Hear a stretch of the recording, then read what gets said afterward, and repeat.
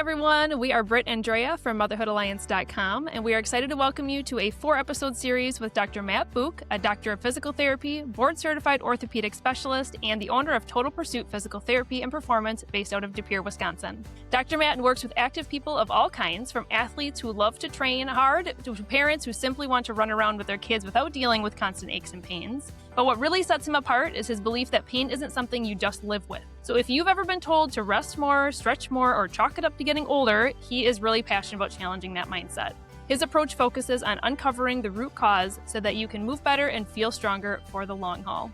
Dr. Matt creates customized treatment plans that often combine hands-on techniques like dry needling, cupping, and joint manipulation with strength training, movement coaching, and realistic habit shifts that actually fit your life. It's not just about getting you out of pain, it's about keeping you active long-term. And outside the clinic, he's an avid bow hunter, climber, outdoor enthusiast, husband, and dad to 2 young boys, so he truly understands the value of being able to move well and keep up with the life that you love. We can't wait for you guys to get to know him. Hey everyone, welcome back to the podcast. We're excited for episode number 3 with Dr. Matt. Welcome back, Dr. Matt. Thank you. Glad to be here again. Yeah, I love having multiple episodes because we can cover multiple topics from different lenses. And today we're going to be talking primarily about running. So if you guys are just tuning into this episode, this is the first one that you're jumping onto with Dr. Matt. Make sure you head back and listen to the first 2 because the first one really does apply to everybody. We talked about why rest and stretching aren't always fixing the problem, how sometimes injuries or pain are stemming from somewhere else, and as a PT, how he kind of puts on his detective hat to figure that stuff out.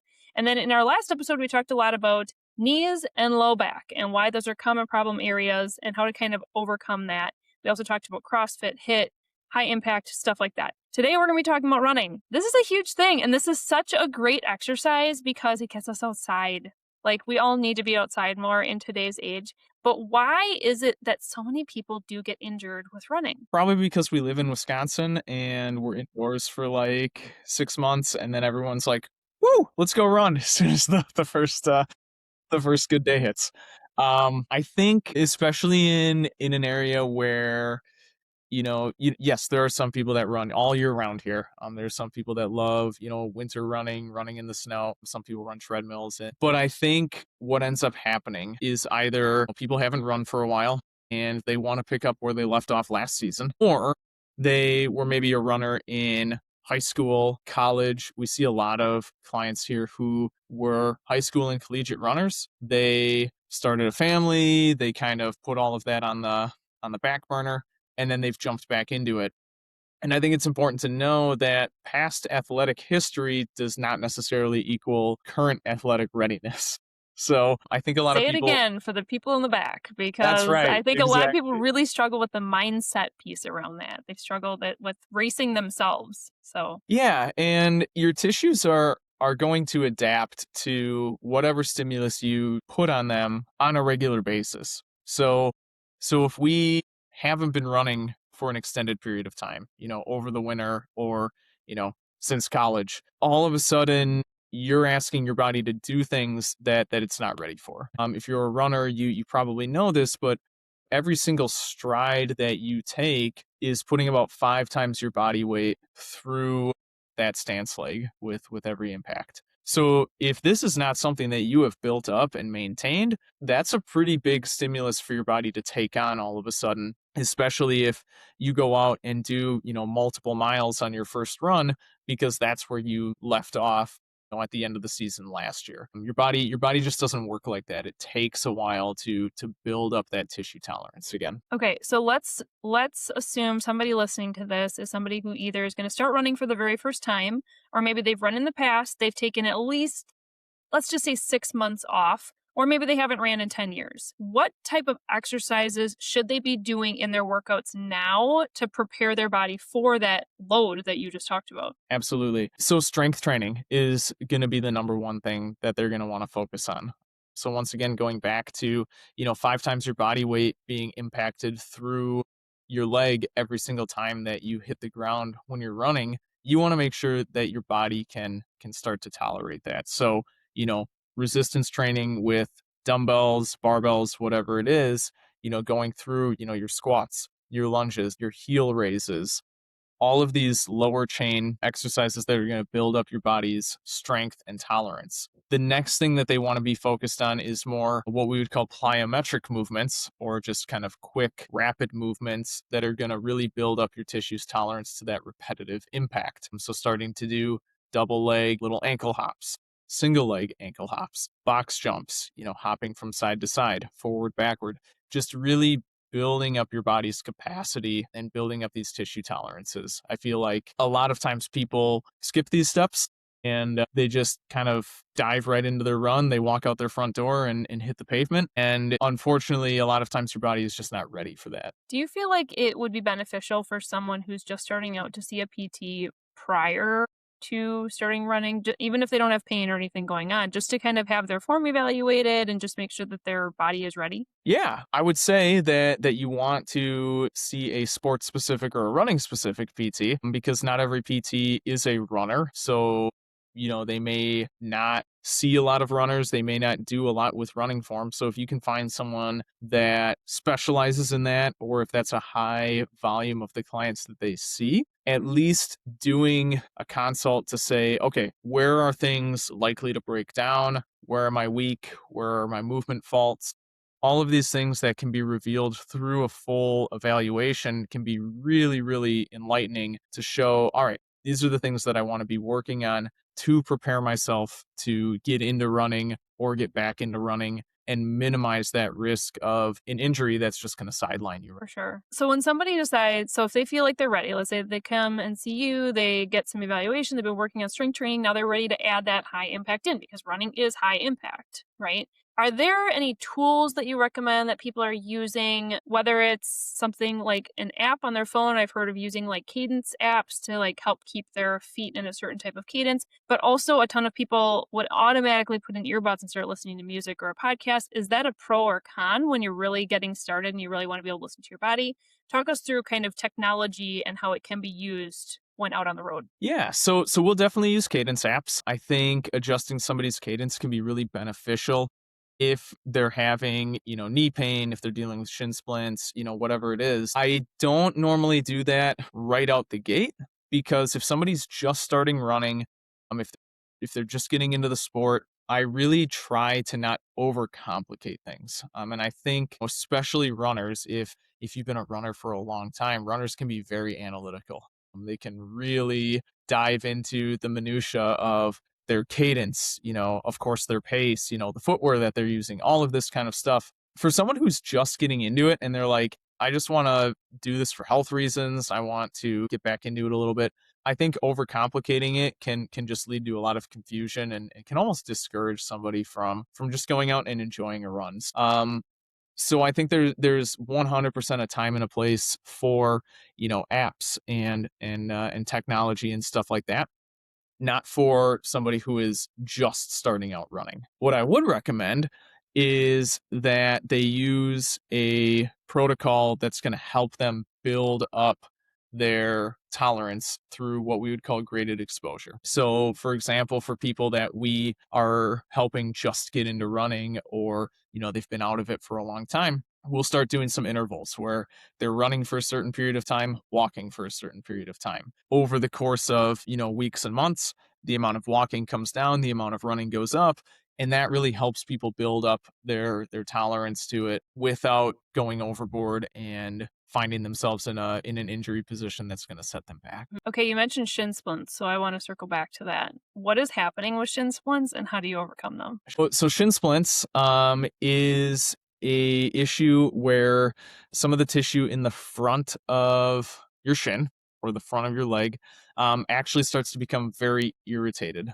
It occurs because the muscles in the front of the leg are not strong enough to decelerate your foot as you're coming through. A lot of people will say, don't ever heel strike when you run. That's not necessarily true, because some people can heel strike and run just fine. For somebody that has an issue with shin splints, where they're heel striking and then their foot is coming down and slapping, generally that's going to cause some irritation in the front of the shin. That might be a person that we're going to put on a cadence and really try to adjust their stride length to avoid that slapping motion and avoid overworking the muscles in the front of their shin. So what that means is that we're actually going to try to increase the speed at which their feet are hitting the pavement, which is going to shorten their stride out a little bit. So it's going to feel like they're almost pitter pattering a little bit more, but that's going to take a lot of stress off of the tissue in the front of the shin. I did PT quite a long time ago, and I was working with a running PT, and I was using a cadence app.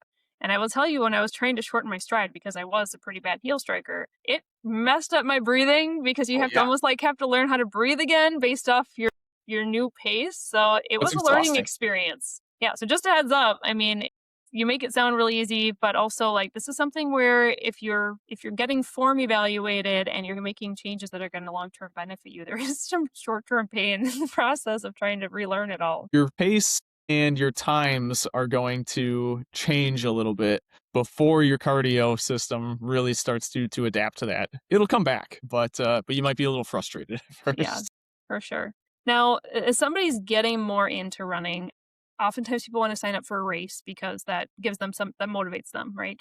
Holds them accountable, gives them something to work toward, gets them out on the road, gives them a training plan typically. But from what I've seen oftentimes is runners don't stretch, and as soon as they start running more, their strength training goes down. Is that something, if their strength training goes down, is that something that can lead to injury, or is it because they're doing running and they've set up their foundation, now they're running because those muscles are used to it, there's really not that much chance of injury? Like, walk us through, how can somebody balance all of this, and is it really a bad thing to strength train less if you're following a kind of a big running plan? So it's not necessarily a bad thing to strength train less, but you still want to strength train. So if we're going back to the stretching example, a lot of runners are bad at stretching, right?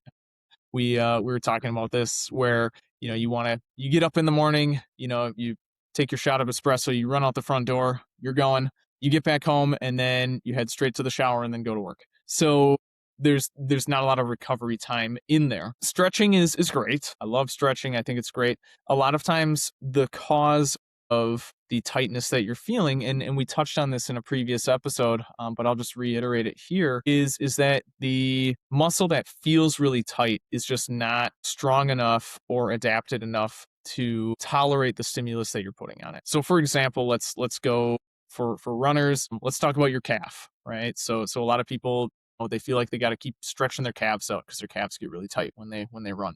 What's probably going on is your calf is getting fatigued, and breaking down, and then it's getting overused. And then as a result, your body is tightening it back up to try and protect the muscle and protect the joints that the muscle surrounds. So really what we want to be doing is doing a good amount of strength training for that calf. Now, in terms of frequency and everything like that, there's a good amount of research out now that in order to maintain strength, you need to hit that muscle with a strength training stimulus about once a week. So if we're able to do that twice a week, along with running, 4 other days per week, 3 to 4 other days, if that's your priority, then that should be adequate to allow you to continue to run, not spend too much time strength training, because we all have a finite amount of time, right? We don't have the luxury of being able to do everything in terms of strength training, running, all of the recovery stuff as well. But it is still important. So we need to figure out a way to work that into your. This is something that, I mean, I wrestled with a lot when I was doing long distance running, is it's like, the value of it, but also you don't have time for everything. So I think that is helpful. It's almost kind of counterintuitive in your brain though too, when like the calf example, it's like, well, every time I'm going running, I am working my calves. Like, isn't that strengthening my calves? What do you mean? Now I'm basically working them out 5 days a week, right? So it is counterintuitive, but it is a different type of strengthening than doing the running exercise. So I appreciate you kind of breaking that down. What are some of the most common injuries you see happening with runners? I know there's IT band syndrome. There tends to be a lot with the knees. Like, what else? What are some of the most common injuries that you're seeing? And then what you give us some tips for those. Yeah. So knee pain 100% is the most common thing that we see in runners. Sometimes it's, an acute injury, some type of a sprain. A lot of times it's, once again, it's an overuse thing. just people kind of getting a little too hot and heavy into their running regimen before their body's ready for it. A lot of times it is stemming from, issues in other parts of the body. So for example, knee pain a lot of times can be very associated with that IT band syndrome. Let's say your hip is a little bit weak, all of a sudden your knee starts to collapse in just a little bit because your leg starts to cross over midline when you're striding. That's a natural compensation that your body is going to make for hip weakness. Now your knee is being stressed in a new way. Your IT band is also being stressed around your hip and being overstretched as that happens. And then you start to get kind of those things in conjunction with each other. So what we would want to look at is we really want to look at what does your single leg strength look like? What does your stability look like? How are you able to move through different planes of motion? And what do we need to adjust and build up in order to improve your tolerance? So once again, going back to your previous point, when we think about, okay, well, if I'm running, I'm using my hips, I'm using my quads, I'm, using all of these different areas of my body. Why isn't that just strengthening it up? Your body really craves a lot of different types of stimulus. So your body will get used to a certain stimulus, for example, running. It's going to find the most efficient way to do that. Okay. So unless you're challenging it in new ways, you're not going to start to build up that strength in those muscle groups unless you specifically hit them in a little bit of a different way than what your body is doing when it's running. So what we see a lot of times is people come in, they have knee pain, all of a sudden on that same side they have a lot of hip weakness and they didn't even realize it because their body has compensated for it, and that compensation has started to lead to the hip pain. So until we actually address that root cause, which is weakness up in the hip, which is causing some form changes, which is causing stress around the knee, it's not going to improve itself just by continuing to run and hoping that it strengthens itself up and it works its way out. Yeah, and I'm sure a lot of people, when they start feeling these types of pains, they hopefully they come and see someone like you, but also it can be frustrating because you almost have to take a step back in your training plan and like go back to the foundations, and that can be really hard to do. It's especially for runners, like, so many runners, especially around here, like we have such a short period of time to hit all of your running goals, do the races that you signed up for. You're on a specific training program. It is really hard to cut back on that and say, okay, I need to just take a step back so I can address this issue. And I think so many times people just, really try and push through and hope it works itself out. And unfortunately, usually that's like the way longer route of going through something than if they would have just said, all right, we're going to pump the brakes for a week or two, just let things calm down, build this up, and then we're going to kind of progress right back into where we were. And to be totally honest, it usually doesn't derail people's training that much. We're able to keep them running, we're able to keep them doing the things that they want to do. I almost never pull people out of running completely unless, they're dealing with an injury that is going to seriously impact them in the future on if they don't stop running. We're talking like a bone stress injury or something like that can really become a problem unless you completely take away the stress and the stimulus from it. But for the vast majority of people, we're able to keep them running, we're able to keep them training. We just need to modify how they're doing that while we rehab this injury alongside of it. Well, let's finish out by twisting it to more of a positive piece, right? Like not worrying about the Yeah. injuries. But let's say training is going really well. What are your tips for becoming a faster runner? So let's say you're, feeling really good, your training is continuing to move along, you're not dealing with anything, and now you're just strictly working on improving your times, right? Well, what we want to do then is start to vary how you're using your weekly runs to kind of change the stimulus on your body and start to build your cardiovascular endurance in different ways. So then rather than strictly going for runs, we're going to start doing some shorter duration sprint workouts. We're going to start doing some intervals, really elevating your heart rate, taxing your nervous system, getting your body used to that higher intensity stimulus. And then one day a week, we might do a really long duration, slower paced, more steady state run in order to kind of change your body's ability to adapt and to do these things, we need to give it a different stimulus. And so really pulling these different types of training into a weekly regimen is how we do that. And then from there, we modify and progress the intensity within each of those different types of training. Yeah, and I think there are a lot of running plans out there now that probably incorporate some speed work into it. Do you have any resources that you can think of that would just be helpful for our audience to look into for themselves for running? Yeah. So I have a buddy out in Fort Collins, Colorado. He actually has a PT clinic out there. They're called Up and Running Physical Therapy. Their blog and their podcast are fantastic. They pretty much strictly treat runners, and so everything they do is built around running, how to rehab from injuries, injury prevention tips, how to improve performance. I've been reading through a bunch of his stuff recently, and it's fantastic information. So Up and Running Physical Therapy, Fort Collins.